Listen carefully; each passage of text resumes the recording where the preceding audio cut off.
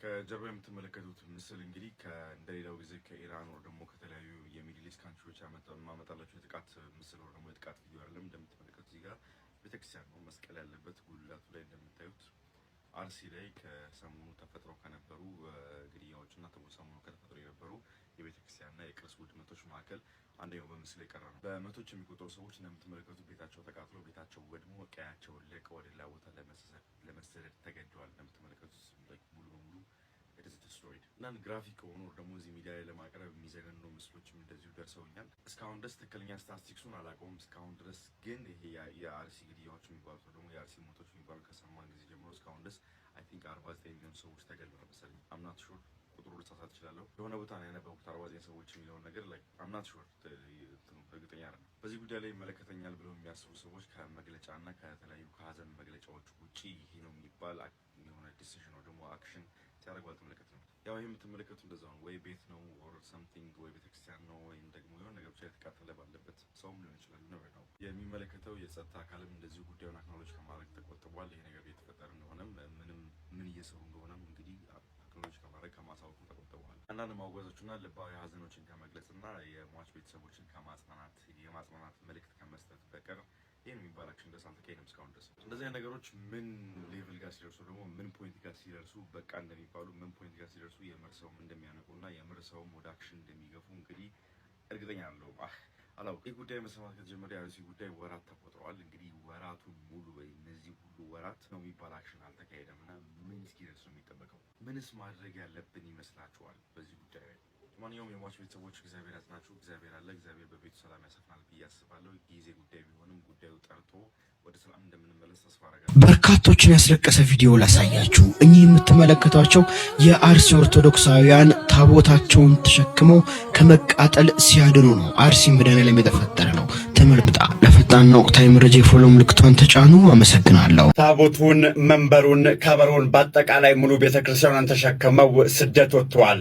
አሁን ማልቀስ ነው። በእኛ ዘመን ቤተክርስቲያን እንዲህ ስትሆን ማየት በእውነት ያሳዝናል ብቻ ሳይሆን እጅግም ያስደነግጣል። በተደጋጋሚ በምስራቅ አርሲ የደረሰው አሰቃቂ ግድያና ጥቃት ተከትሎ የወጡት እነዚህ ምስሎች መላውን የኦርቶዶክስ ተዋሕዶ አማኝ እንባ እያስረጩት ይገኛሉ።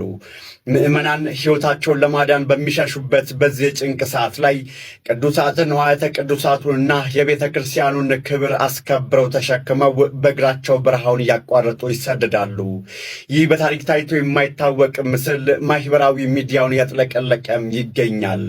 ቤተ ክርስቲያን ከነክብሯ ስትሰደድ ማየት ለሀገር ምን ያህል አስፈሪ ምልክት ነው? ሐሳባችሁን በኮመንት ላይ አስቀምጡልኝ። ብልጽግና የአርሲው ጥቃት በምርጫ ብስጭት የተፈጠረ ነው ማለቱ ተጨማሪ ቁጣን ቀሰቀሰ። የብልጽግና አገዛዝ ስልጣን ከያዘ ጀምሮ ከወለጋ እስከ ሸዋ፣ ከባሌ እስከ አርሲ፣ ከቤንሻንጉል ጉሙዝ እስከ ደራ ንጹሐን በማንነታቸው ተገድለዋል። ሃይማኖታቸው ተለይቶ ብሔራቸው ተቆጥሮ በካራ ታርደዋል፣ በእሳት ተቃጥለዋል። በዚህ ሁሉ መሃል አገዛዙ ተጨማሪ ጦርነት እየፈበረከ ማሳደድና ማፈናቀልን እያከለ ስልጣኑን ለማጽናት ጥሯል። የሀገርን ሉዓላዊነትና ጥቅም ለተባበሩት አረብ ኤምሬቶች ጭምር ሸጦ ስልጣኔን ያስጠብቅልኛል ላለው ጦርነት የድሮንን መሳሪያ መግዣ ዶላር ሲለቅም ኖሯል። በዚህ ሁሉ መሃል በወለጋ ንጹሐን አማራዎች ታርደው ለዓመታት የለፉበት ሀብትና ንብረት ተዘርፎ ምድሩም የደም ምድር ሆኗል። ታዲያ ከወለጋ አማራውን አመናምነናል ያለው የእነ አብይ አህመድና ሽመልስ አብዲሳ ስብስብ አሁን ደግሞ የመጫወቻ ካርዱን አርሲ አድርጎታል። በአርሲ የሚገኙ ኦርቶዶክሳውያን አማራዎችን ከ100 ዓመታት በላይ ከኖሩበት ቀዬ እያሳደደ ይገኛል። ከሰሞኑ ግንቦት 23 እና 24 2018 በአርሲ አሰኮ ወረዳ 48 ንጹሐን የኦርቶዶክስ እምነት ተከታዮች በግፍ ተገድለዋል። ከ200 በላይ ቤቶች ነደዋል። ከ280 በላይ ሰዎች የገቡበት ጠፍተዋል። ጥንታዊ ቤተክርስቲያናት ተቃጥለዋል። በዚህ ሁሉ መሃል የነፍስ አድን ጥሪ ላደረጉት የአካባቢው ኦርቶዶክሶች እነ ሽመልስ አብዲሳ ሬጲ ሎላ የተሰኘ ታጣቂ ቡድናቸውን ልከው ዙሪያውን ከቦ ህዝቡ እንዳያመልጥ ሌላም ድጋፍ እንዳይደረግለት ሲያደርጉ እንደነበር ትናንት ማለዳ መዘገባችን ይታወሳል። ይህ ከበባ ፈጽሞ ተጠቂዎች እንዳይድኑ ያደረገው ታጣቂ ኃይል በእነ ሽመልስ አብዲሳ መዋቅር ውስጥ ያለና የሽምቅ ተዋጊ የሚል ዓላማን ያነገበ ነው። ሆኖም በወለጋ እንደሚያደርገው በአርሲም ንጹሐን ሲጠቁ ከበባ ፈጽሞ ድጋፍ እንዳያገኙ በማድረግ ለሚያጠቁት ታጣቂዎች ስልታዊ ድጋፍ ሲያደርግ እንደነበር የተናገሩት የአካባቢው ነዋሪ شو हमारा का बेंच रहा ला मस्कला कुछ चीजें जरा मस्कला कुछ चीजें जरा ओए ना गुदाम ला रसिंग नए गड्डी से ला रसिंग नए गड्डी से करा कि दूर फोन कब कलामो फिनियर वर ስላንተ ሁል ጊዜ ተገድለናል እንደሚታረዱ በጎች ሆነናል። መዝሙር 44 ቁጥር 22 ብርቃችን አይደለም ማተብን መበጠስ አባቶቻችንም አስተምረውናል። ስጋና ነፍሳቸውን ከስክሰው በሕይወት አሳይተዋል። ታሪክና ትውፊት ለዛሬ አድርሰዋል። ብርቃችን አይደለም ስለማህተባችን ራሳችን መስጠት ብርቃችን አይደለም። ቅዱስ ጊዮርጊስም ይህንን ነው የነገረን። ቅዱስ አትናቴዎስም ራስን መስጠት ነው እኛን ያስተማረን። አይደለም የሰው ልጅ ክርስቶስስ እንኳን እስከ ሞት ድረስ የሰውን ልጅ ለመውደድ ተገፍቶ የለ ተተፍቶበት የለ በግፍ ተሽጦ የለ ብርቃችን አይደለም። ለሞቱት ነፍስ ይማርልን፣ እነርሱ ግን ሕያዋን ናቸው። ስለ እውነት ፍቅር ማተብ ያሰሩ፣ ስለ እግዚአብሔር ፍቅር ራሳቸውን የሰጡ ቅዱሳን ናቸው። እኛ እኮ ዛሬ አይደለም መገደል የጀመርነው፣ ዛሬ አይደለም መገፋት የተጀመረው፣ ዛሬ አይደለም መታረድ የተጀመረው። ከ3000 ዓመት በፊት የነበረ ነው።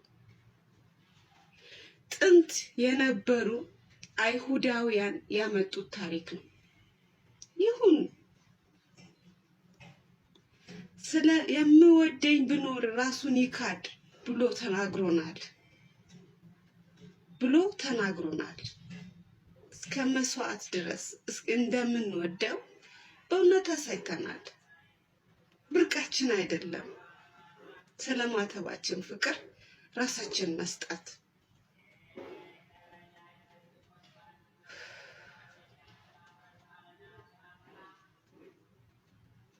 የአርሲ ኦርቶዶክሳውያን ጨፍጫፊዎችና አራጆች እንዲሁም ደጋፊዎቻቸው ለሚያመልኩት ደም እየገበሩለት ስለሆነ ዛሬም እንዲህ ይላሉ። በአርሲ ዞን ውስጥ ኦርቶዶክሳውያን ተገደሉ። አውሴ እንኳን ተገደሉ። በአርሲ ዞን ውስጥ ቤተ ክርስቲያን ተቃጠለ። እሰይ እንኳን ተቃጠለ። ሲያንስባችሁ ነው። ሰላምታ ረሰው። ሰላም አለይኩም ወራህመቱላሂ ወበረካቱ። ወግረው አርደው ያረኩት በሞታችንም ጭራሽ እየተደሳሰቱ ነው። ገዳይ እንዲህ ሲፎክር አትግደሉን የማለት ይሄ ሁማን ራይት አለን። አትግደሉን ብቻ ሳይሆን ሊገለን የመጣን የመከላከልም መፍቱ አለን። ስለዚህ ካሁን በኋላ እንደ ክርስቲያን ማንኛውም ክርስቲያን ሊያደርግ የሚገባው አትግደሉን ብቻ ብሎ መጮህ ሳይሆን ቤተሰቡን፣ እናት አባቱን፣ እህት ወንድሙን ሊገል የመጣ አካል የመመከት የመከላከል ሊያጠቃህ የመጣን በሚገባው የማናገር መፍቱ እንዳለን ልታውቁ ይገባል። ይህ ሰብአዊነታችን ያንን እንድናደርግ የሚያስገድደንም ስለሆነ እነሱ እኛን ገለው ለምንድን ነው የሚፈልጉት ካል ይሄ ነው መልሱ። በሆትነስ ተነስቶ መጮህ አንድ ማሳሰቢያ የምናገረው ቤተክርስቲያን መቀጠል የለበትም። አንድ ብር ለብር ለማል መስጂድ የምንገነባው ቤተክርስቲያን መቃጠል የለበትም። መጥፋት ያለበት ኃይል መጥፋት አለበት። ቤተክርስቲያን ምን ይሆናል? መስጂድ ይሆናል። ለምን ይቃጠላል? ስለዚህ ሰዎች አሁን ይሄ ወራቤ ላይ የተነሳው ይሄ የማይሆን ነገር ነው። እንደዚህ ቤተክርስቲያን መቃጠል የለበትም። ድሉ ከኛ ነው፣ እናሸንፋለን። ቤተክርስቲያን ገብርኤል መስጂድ ይሆናል ኢንሻአላህ። ስለዚህ በዚህ ደረጃ ነው አሁን ወጣቶች ነው ሰከን ብለን ወደ ጦርነት ነው መግባት። አላሁ አክበር። እንግዲህ እንደሰማችሁት መስጊድ ሙሉ ህዝብ ሰብስበው መሞት ያለበት ይገደልና ቤተክርስቲያኑን ገብርኤል ቤተክርስቲያን መስጊድ ይሆናል ሲል ሰምታችኋል። ታዲያ ትናንት ወዲያም እንዲሁ ነው የሆነው። አንደኛውን ቤተክርስቲያን አቃጠሉ፣ አንደኛውን ቤተክርስቲያን ዘረፉ፣ ምዕመኑን ገደሉ፣ ምዕመኑን እምሽክ አደረጉ። ከ300 በላይ ምዕመን የት እንደገባ እንዲጠፋ እንዲፈናቀል ተደረገ። ይሄ ነው እየተካሄደ ያለው በስልት ኦርቶዶክሳውያንን የማጽዳት። አትግደሉን ለዓመታት ተባለ። አሁን አትግደሉን ሳይሆን ራሳችን አንገደልም ብለን እምቢ የማለት ህዝባዊ እምቢተኝነትን ኦርቶዶክሳውያን የማሳየት ጊዜያችን አሁን ይመስለኛል። እንዲህ ነው ደግሞ እያደረጉ ከአርሲ ኦርቶዶክሳውያንን ለዓመታት ካጸዱት በኋላ መሬቱን እንዲየተካፈሉ በረካት የአርሲ ዞን የአሰላ ከተማ እንዲሁም የቲዮ ወረዳ የሙስሊሙን ህብረተሰብ ችግር ግምት ውስጥ በማስገባት ይህንን ሰፊ ሜዳ እምብርት ዋናው መንገድ ላይ የምስለው ተአምር ነው። 100 ካሬ ሜትር ማለት በጣም ሰፊ ነው። የአርሲ ዞን ሙስሊሞች ሰፊ ቢሆኑም ሙሉ ለሙሉ ይመጥናል ብለን አንልም። ይሄ ያልተገኘ ያልነበረ እድል ነውና እጃችን እንግዲህ እንደተመለከታችሁት ነው። እቅዳቸውን በፍጹም ሳይዘነጉ እያሳኳት እንዳለ ከዚህ እንረዳለን። ኦርቶዶክሳውያንን ከአርሲ የማጽዳትና ቦታዎችን የመያዝ መቼም ሰዎች በየትኛውም ዓለም ላይ መፍታቸውን ያስከበሩት በማለቃቀስ ሳይሆን ክንደ ብርቱ በመሆን ህብረታቸውን በማጠናከር ለዓላማቸው ጠንክረው በመስራት ነው። ስለዚህ አንድም ሞንክ ሁለትም ሞንክ ሶስትም ሞንክ መፍትሄን ለማስከበር ጠንክረህ ልሰሩ ይገባል። እምቢ ማለት እስካልጀመራችሁ ድረስ በማንኛውም ሁኔታ በየትኛውም ሁኔታ እንደ አህያ ሊጭናችሁ ለሚፈልግ አካል እምቢ ማለትን እስካልለመዳችሁ ድረስ ሚዲያው ላይ በመጮህ ብቻ መፍትሄ የሚመጣ አይደለም። የሆኑ ተቋማት የሆኑ አባቶች እንዲጮሁላችሁ ብቻ መፍትሄ ልትጠብቁ አይገባም። እምቢ ማለትና ይሄንን የተሽመደመደ አካሄዱ ጤናማ ያልሆነ ደም ካልጠጣ ማይረጋን አካል አሽቀንጥሮ ይመጣል። የሁላችንም ድርሻ ይሆናል። በአርሲ የሚሞተው ነው አይደል? ኦርቶዶክስ እና ምን አገባኝ ሺህ ጊዜ ደም ቢፈስ ምን እንዳላጣ ነው ቤተ ክርስቲያን መፍረስ የሚል ጠባብ ሐሳብ የሚያስብ አእምሮ የለኝም ከድሮ። ምክንያቱም ሰው ነዋ ይሄን የተፈጥሮ። አዎ ሰው ነኝ እኔ ግፍን ለመቃወም በደልን ለማውገዝ በእኔ ካልደረሰ ብዬ እምነትም አልመዝ። በዳይ ቢሆኑ እንኳ እናትና አባቴ ከተበዳይ ጎን ነው ቁም ያለኝ እምነቴ። ዛሬ ይሄን ነገር ችላ ብዬ ባልፈው ደርሶ በማግበስበስ ነገ ላይ ይመጣል የኔ መስጊድ ድረስ። ያንተ ቤት ሲንኳኳ ይሰማል ከኔ ቤት ነውና ከድሮም ያገሬ ሰው ተረት ስቃይ እንግልቱን ግፉን ተቃውሜ ድምፅ ሆናለሁኝ ባለኝ ትንሽ አቅሜ። እምነትን አስታኮ ይቁም ሰውን መግደል ማናለብኝ በሚል አታርሱ በደል። ሰውን ብትንቁ ምንም ባይመስላችሁ ፈጣሪን አስታውሱ ነገ ሟቾች ናችሁ። ቤተ እምነት መተንኮስ ነውና አገር ማፍረስ ስልጣንና አቅሙ ያላችሁ አካላት እንደ ሰው በማሰብ አዝኖ በመራራት ግፉን አስቆሙና ሰላም አስፍኑልን። እኛ አቅም የለንም በቃ ተለመኑን። ሁሉም ነገር ይቅር ተው ብርቅ አታርጉት ቢያንስ ወጥቶ መግባቱን። ስሜታዊ ላለመሆን እሞክራለሁ። የአርሲው ግድያ እስካሁን እንድንለማመደው ተደርጎ ተለማምደነው አሁን ምንም እስከማይመስለን ድረስ እዛ ደረጃ የደረሰ ሁኔታ ነው። አሁን የሚቀጥል ነው የሚመስለኝ። ምክንያቱም ማንም ሊያስቆመው የሚችል አካል አለ ብዬ ምድራዊ አካል ይህን ነገር ሊያስቆም የሚችል አለ ብዬ አላምንም፣ በግሌ ማለት ነው። እግዚአብሔር ምናልባት የህፃናቶቹን ደም የሚሞቱ የንጹሃን ደም ይበቃል ብሎ እሱ ምህረት ካላከ በስተቀር ይህ እንዳይሆን ደግሞ ሁላችንም የምንሰራው ስራ ምህረት የሚያገኙ ሰዎች የሚገባቸው ሰዎች የሚሰሩትን ስራ ነው ብዬ አላምንም፣ ሁላችንም ማለት ነው። እኔ በጣም ጥያቄ እየሆነብኝ ያለው እኔ አንድ ተራ ሰው ነኝ። ምንም አስተዋጽኦ ላይኖረኝ ይችላል፣ ወይ ደግሞ የኔ ድምፅ ምንም ላይሰራ ይችላል። ግን ቤቱ ላይ ተቀምጠው አስተዳዳሪ ተብለው የመንጋ እረኛ የመንጋው ጠባቂ የተባሉ በየአውደ ምሕረቱ የሚሞገሱት ጳጳሳት እዚህ ጋር ቆቤ የጫኑት ማለት ነው፣ ጥቁር ነገር የለጠፉት ሰዎች ምንድነው ስራቸው? ምንድነው ለምዕመኑ የሚጠቅሙት? እነሱ ማለት ምን በመሳሰለ መኪና በ40 በ50 መኪና እየታጀቡ የሚሄዱ ሰዎች ሰው እየተነጠፈ ነጠላውን እያወረደ መሬት ላይ እያነጠፈላቸው የሚራመዱት ምንድነው የሚያወጡለት ፋይዳ? ማለት በዚህ ሰዓት ከጎኑ ቆሞ ቦታው ላይ ሄደው አጽናንተው የቀሩትን ማለት ነው ያው እስኪሞቱ ድረስ እዛ ሆነው ቦታው ላይ አጽናንተው ካላየናቸው ምንድነው ምን እንደሚሰሩ በምን ታውቃለህ ምናምን የሚል ጥያቄ እንዳትጠይቁኝ ያደራ። ማየት አለብን፣ እኛ እኮ ማየት አለብን የሚሰሩትን ስራ። ምክንያቱም እነሱ በአደባባይ የተሾሙ ሰዎች ናቸው ጠባቂ ተብለው። ስለዚህ በአደባባይ የተሾመ ሰው ቤቱ ውስጥ ቁጭ ብሎ ሊያለቅስ ይችላል።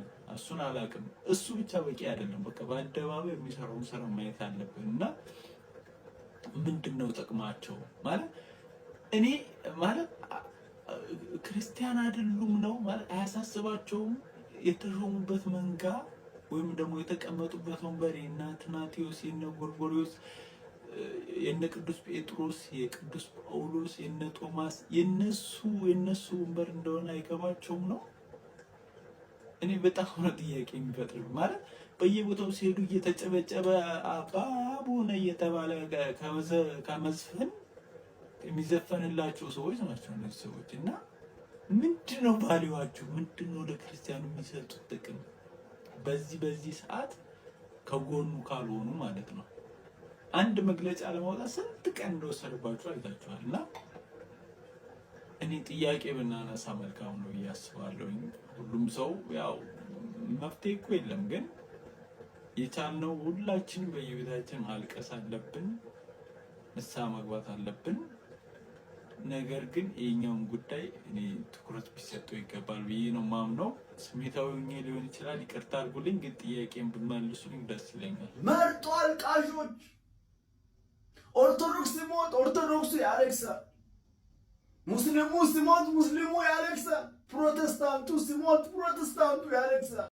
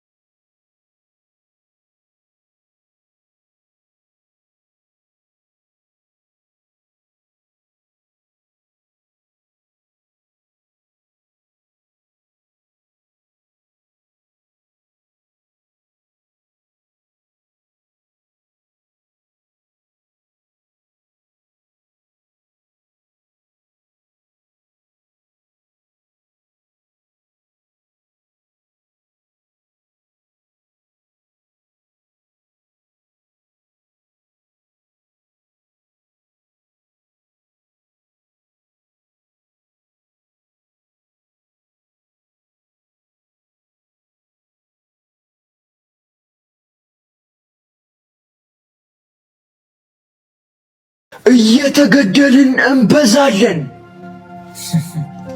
ይህ ኋላ ቀር የሆነ አስተሳሰብና በየትኛውም ሳይንስና በየትኛውም አካሄድ ብትሄዱ እየተገደሉ መብዛት የሚባል ነገር የለም።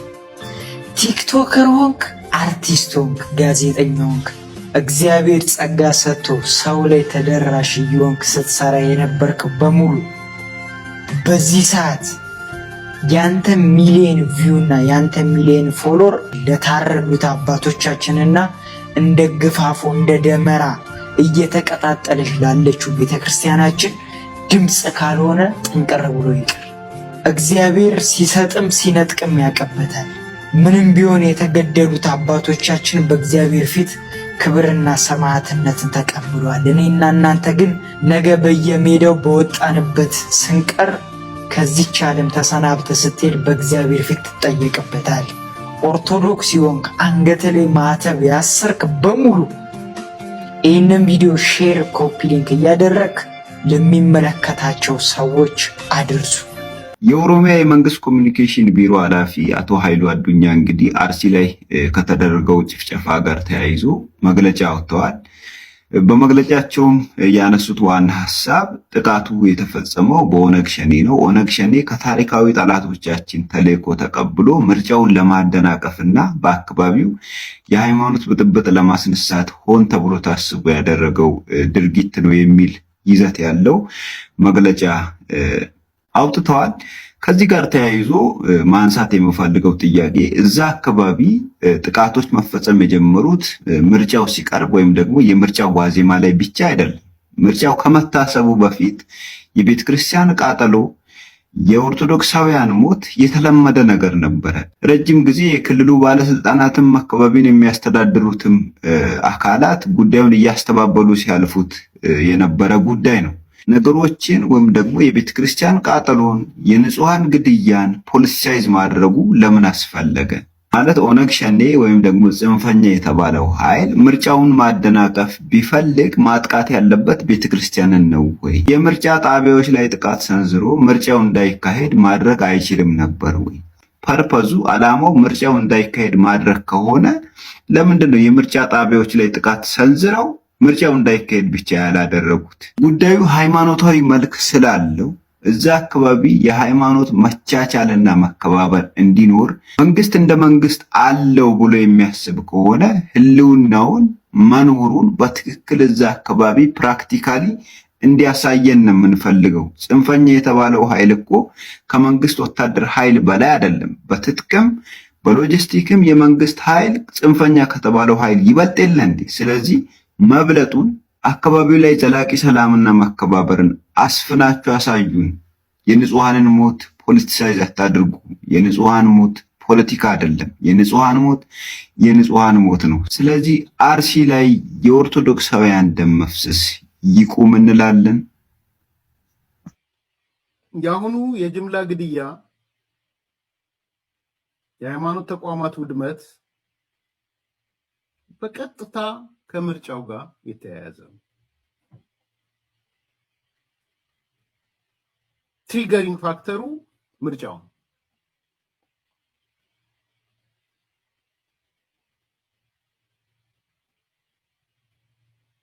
በሸርካ ወረዳም የተፈጸመው በአስኮ ወረዳም የተፈጸመው ከምርጫው ጋር ቀጥታ ትስስር ያለው ነው።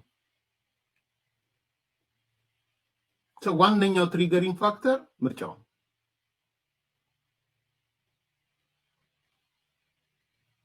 አንደኛ የተፈጸመበት ቀን፣ ሁለተኛ ድርጊቱ፣ ሶስተኛ ድርጊቱን ተወስዶ ሃይማኖታዊ ገጽታ እንዲኖረው። ሽርካ ምንድነው የምለው? ሽርካ ነው አይደል የምለው? ኢትዮጵያ እያሳሳትኩ ነው የምጠራው።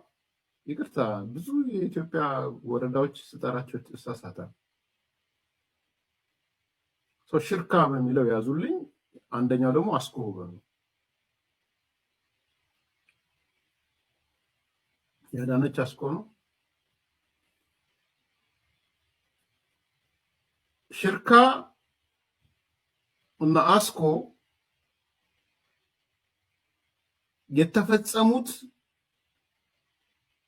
ጅምላ ግድያዎች፣ ውድመቶች ዋነኛው የሰሞኑ ፋክተር የምርጫ ፋክተር ነው። ከምርጫ ጋር የተደረገ ሴራ ነው። ከታሪካዊ ጠላቶቻችን ጋር የተሳሰረ ስፖንሰር የሆኑበት ጠቅላይ ሚኒስትሩ እንዳነሱት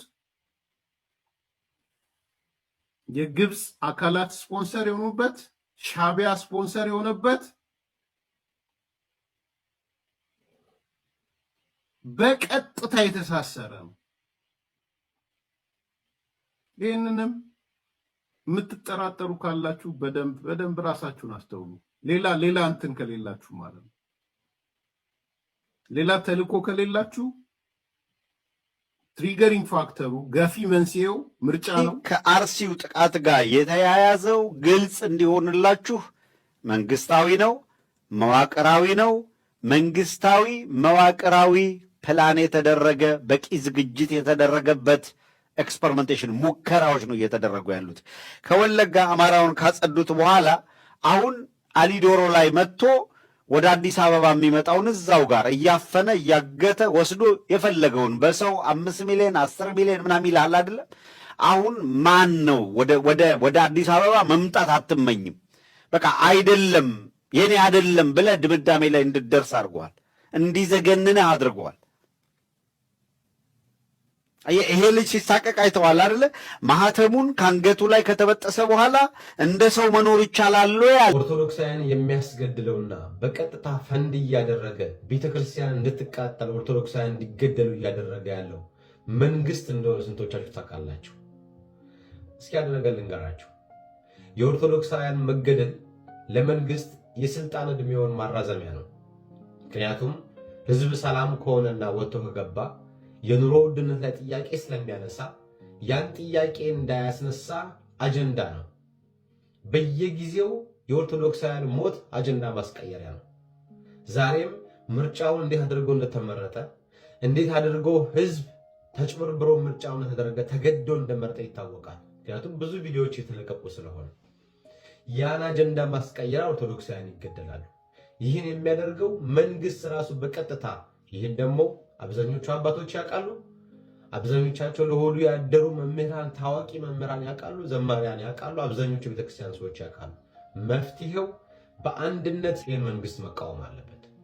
ኢፍቱ አንዋር የኦሮሚያ ክልል አመራሮችን አስጠንቅቃለች። የብልጽግናው አመራር ኢፍቱ አንዋር በኦሮሚያ ክልል ስለሚፈጸሙ ጥቃቶች ለክልሉ አመራሮች ማስጠንቀቂያ ሰጥታለች። ኢፍቱ በማህበራዊ ትስስር ገጿ ላይ ቀጣዩን አስተያየት አስፍራለች። በኦሮሚያ ክልልም ሆነ በተለያዩ የሀገራችን ክፍሎች በንጹሃን ዜጎች ላይ እየተባባሰ የመጣው ግድያ፣ እገታና እንግልት እንግዲህ ለአፍታም ቢሆን ጊዜ የሚሰጠው ጉዳይ አይደለም። የመንግስት ዋነኛ ቀዳሚና የማይደራደርበት ትልቁ ኃላፊነት የህዝብን ደህንነትና ሰላም ማስጠበቅ ነው ብላለች። ዜጎች ከቀያቸው ወጥተው በሰላም የመመለስና ቦታ ቦታ የመንቀሳቀስ መብታቸው ቅንጦት እየሆነ መምጣቱ እጅግ አሳሳቢና ልብ የሚሰብር ደረጃ ላይ ደርሷን በማለትም ስጋቷን ገልጻለች። እዚህ ላይ በግልጽ መቀመጥ ያለበት ሀቅ አለ። ችግሩ የመንግስት ፖሊሲ ሳይሆን ኃላፊነት ወስዳችሁ በምታስተዳድሩት ክልልና አካባቢ ሰላም ማስከበር ያቃታችሁ አንዳንድ ደካማ አመራሮች ናችሁ። እናንተ በምትመሩት ቀጠና ውስጥ ንጹሃን ሲገደሉና ሲታገቱ፣ ሽፍቶች ሲፈነጩ ዝምታን መምረጥ ለአመራርነታችሁ ትልቅ ውርደትና የታሪክ ጠባሳ ነው ብላለች። መንግስት መዋቅሩን በጥልቀት ሊፈትሽና ሊያጠራ ይገባል የምንለው ለዚህ ነው። ከበላይ አካል የሚሰጠውን ህዝባዊና ሀገራዊ መመሪያ አጣማችሁ ከግል ጥቅማችሁና ከደካማ አስተሳሰባችሁ ጋር አቆራኝታችሁ የመንግስትን ስርዓት ጥላሸት የምትቀቡ ስፍር ቁጥር የሌላችሁ የአመራር አካላት ራሳችሁን ልትፈትሹ ይገባል በማለትም ኢፍቱ አስጠንቅቃለች። በህዝብ ደም በእናቶች እንባና በንጹሃን ስቃይ ላይ ቆማችሁ አካባቢያችሁን የሽፍቶችና ኮንትሮባንዲስቶች መፈንጫ እንድትሆን የፈቀዳችሁ አልፎ ተርፎም እጃችሁ ያለበትና ከበስተጀርባ የምትደግፉ ወዳደሮች በሙሉ የህዝብ እንባና የታሪክ ተጠያቂነት ሳይቀድማችሁ በፊት ራሳችሁን መርምሩ ብላለች። አስቸኳይ የሆነ መግለጫ አውጥቷል። በዚህም እንግዲህ በምስራቅ አርሲ ማንነትና ሃይማኖትን መሰረት ባደረገ ጥቃት በርካታ ኦርቶዶክስ ተዋሕዶ ቤተክርስቲያን እምነት ተከታዮች መገደላቸውንና በተጨማሪም ቤተክርስቲያን መቃጠሉን፣ ዜጎች መፈናቀላቸውን የኢትዮጵያ ዜጎች ለማህበራዊ ፍትህ ኢዜማ ያስታወቀ ሲሆን ፓርቲው ባወጣው መግለጫም ለዚህ አይነቱ ዘግናኝ ጥቃት ዋነኛው ምንጭ እንግዲህ የሀገሪቱ ፖለቲካ በማንነት ላይ የተመሰረተ መሆኑን እንደሆነ የገለጸ ሲሆን መሰል ጥቃቶችን የመከላከል ቀዳሚ ኃላፊነት ያለባቸው የአካባቢው አስተዳደርና የኦሮሚያ ክልል መንግስትን በተደጋጋሚ ጊዜ ተፈትነው መውደቃቸውን በጥብቅ አሳስቧል። በተጨማሪም እንግዲህ ኢዜማ በዚህ ሰብአዊ ጥቃት ህይወታቸውን ላጡ ዜጎች የተሰማውን ጥልቅ ሐዘን በመግለጫው ላይ ያሰፈረ ሲሆን መንግስት በአስቸኳይ አስፈላጊውን ማጣራት በማድረግ እንግዲህ ጥፋተኞችን ለይቶ አስተማሪና ህጋዊ የእርምት እርምጃ እንዲወስድም አሳስቧል ማለት ነው። አክሎም በማንነት ላይ የተመሰረተ ፖለቲካ አገርን ጨርሶ አንድ በአንድ ሳይበትነን ዘላቂ መፍትሄ ማበጀት የሁሉም ባለድርሻ አካላት ቀዳሚ የቤት ስራ ሊሆን እንደሚገባውም ፓርቲው በብርቱ አስገንዝቧል ማለት ነው። ሁላችሁም እንደዚህ አይነት መረጃ እንድርሳችሁ የፕላስ ምልክቷን በመንካት ቤተሰብ ሁኑ።